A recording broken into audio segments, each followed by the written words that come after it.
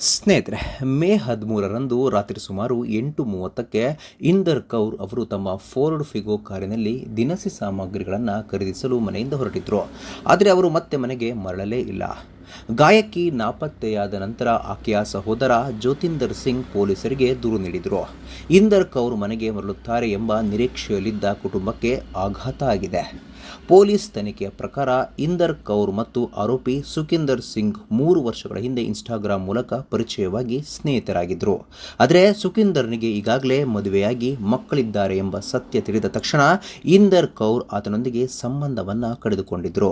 ಅಲ್ಲದೆ ಆತನ ಮದುವೆ ಪ್ರಸ್ತಾಪವನ್ನು ತಿರಸ್ಕರಿಸಿದ್ರು. ಇದರಿಂದ ಆಕ್ರೋಶಗೊಂಡ ಆರೋಪಿ ಸುಖವಿಂದರ್ ಗಾಯಕಿಯ ಮೇಲೆ ತೀವ್ರ ದ್ವೇಷ ಸಾಧಿಸುತ್ತಿದ್ದ ಎನ್ನಲಾಗಿದೆ.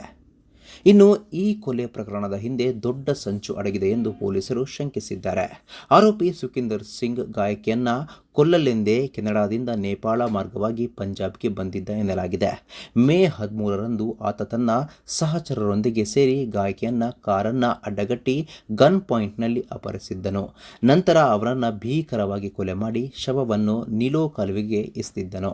ಕೃತ್ಯ ಎಸಗಿದ ತಕ್ಷಣವೇ ಆರೋಪಿ ಮತ್ತೆ ಅದೇ ನೇಪಾಳ ಮಾರ್ಗವಾಗಿ ಕೆನಡಾಕ್ಕೆ ಪರಾರಿಯಾಗಿದ್ದಾನೆ. ಆರೋಪಿ ಸುಖಿಂದರ್ ಸಿಂಗ್ ಮತ್ತು ಆತನ ಸಹಚರ ಕರಮ್ಜೀತ್ ಸಿಂಗ್ ವಿರುದ್ಧ ಮೇ 15ರಂದೇ ಜಮಾಲ್ಪುರ ಪೊಲೀಸ್ ಠಾಣೆಯಲ್ಲಿ ಎಫ್ಐಆರ್ ದಾಖಲಿಸಲಾಗಿತ್ತು. ಆದರೆ ಪೊಲೀಸರು ಸಕಾಲದಲ್ಲಿ ಸೂಕ್ತ ಕ್ರಮ ಕೈಗೊಂಡಿದ್ದರೆ ಆಕೆಯ ಪ್ರಾಣ ಉಳಿಯುತ್ತಿತ್ತು ಎಂದು ಗಾಯಕಿಯ ಕುಟುಂಬಸ್ಥರು ತೀವ್ರ ಆಕ್ರೋಶ ವ್ಯಕ್ತಪಡಿಸಿದ್ದಾರೆ. ಸ್ನೇಹಿತರೆ, ಈ ರೀತಿ ಮದುವೆ ನಿರಾಕರಿಸೋದಕ್ಕೆ ಕೊಲೆಯನ್ನ ಮಾಡುವುದು ಎಷ್ಟು ಸರಿ? ಇದರ ಬಗ್ಗೆ ನಿಮ್ಮ ಅನಿಸಿಕೆಯನ್ನು ತಪ್ಪದೆ ಕಾಮೆಂಟ್ ಬಾಕ್ಸ್ ನಲ್ಲಿ ತಿಳಿಸಿ. ಸ್ನೇಹಿತರೆ, ವಿಡಿಯೋ ಇಷ್ಟ ಆಗಿದ್ರೆ ಲೈಕ್ ಮಾಡಿ, ಶೇರ್ ಮಾಡಿ, ಚಾನಲ್ನ ಸಬ್ಸ್ಕ್ರೈಬ್ ಮಾಡಿ, ಹಾಗೆ ಬೆಲ್ ಐಕಾನ್ ನ ಕ್ಲಿಕ್ ಮಾಡಿದ್ರೆ ಹೊಸ ವಿಡಿಯೋನ ನೀವು ಮಿಸ್ ಮಾಡೋದೇ ಇಲ್ಲ. ಮುಂದಿನ ವಿಡಿಯೋದಲ್ಲಿ ಭೇಟಿಯಾಗೋಣ. ಧನ್ಯವಾದಗಳು.